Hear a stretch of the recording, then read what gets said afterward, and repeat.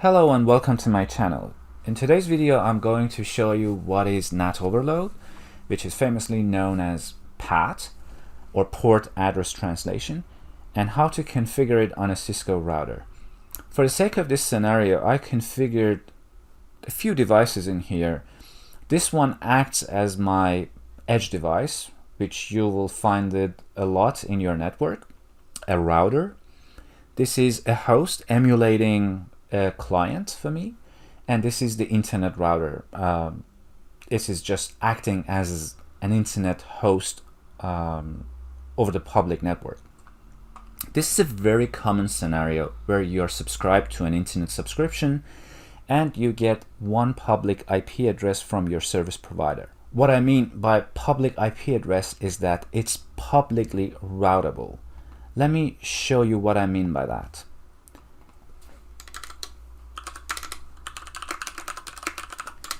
I have two ranges in here. One is 172.168.1/0/24, and the other one is a public IP address. This is routable over the internet. It means that routers on the internet recognize this IP address and they route it. It's present in BGP routing table all over the internet. So if routers over the internet want to get to that IP address, they have no problem. But not a single router over the internet knows about this particular network, and that is why we call it a private address. The private range needs to be translated if they want to go out over the internet. It's just like an internal extension in a PBX system. It's internal. It can talk to other telephones in a PBX, but it won't be able to go out. No one is able to call it, with the exception that some form of NAT should happen as well. But that's not called NAT, it's just an example. So far, we have two interfaces with two different IP address ranges. The first one is connected to my host, just a regular host in my internal network.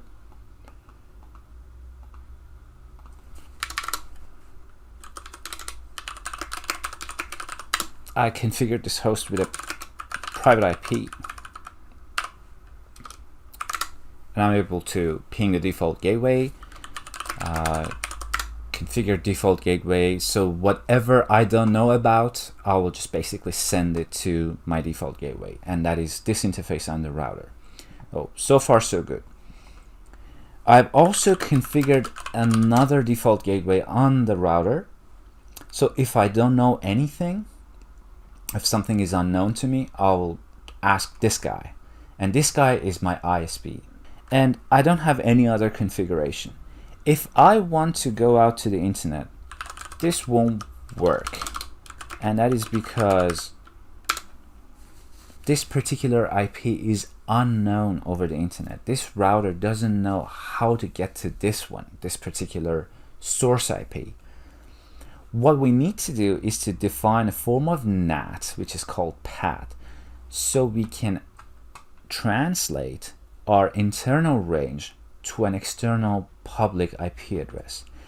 And this whole thing, and in case you're wondering why am I pinging 4.2.2.2, is because I actually configured 4.2.2.2 on this router, so I can ping it from the router,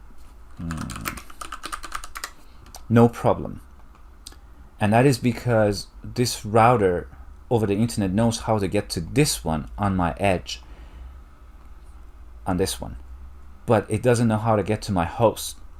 So I have to define a NAT rule, a NAT statement, to translate the internal range to an external public IP address.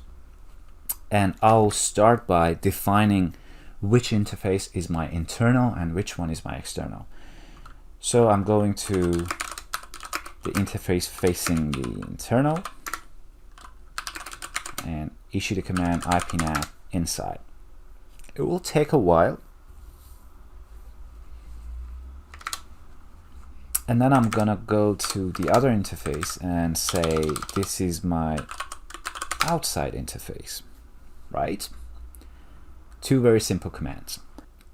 And then I'm going to define an access list to tell the router that this is the range that you're gonna translate it for me. Command is very simple. Access list 10 permit my internal range, followed by a wildcard mask, and that's it. And then my NAT statement.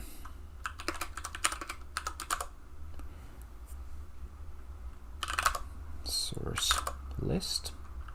I'm gonna reference my access list, and then I'm gonna say the outbound interface on the router, which is Ethernet 0/1.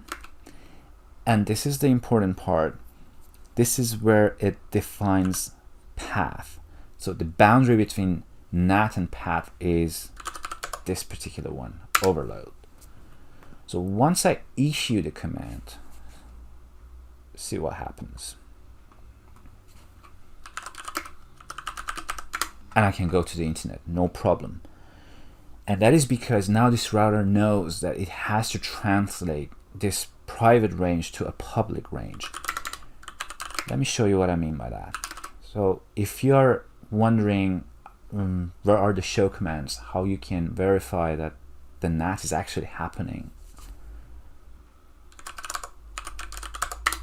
you issue the command show IP NAT translations, and you will see that this is your local IP address in your internal network going for the outside, and it's getting translated on this particular public IP address, and the protocol is ICMP.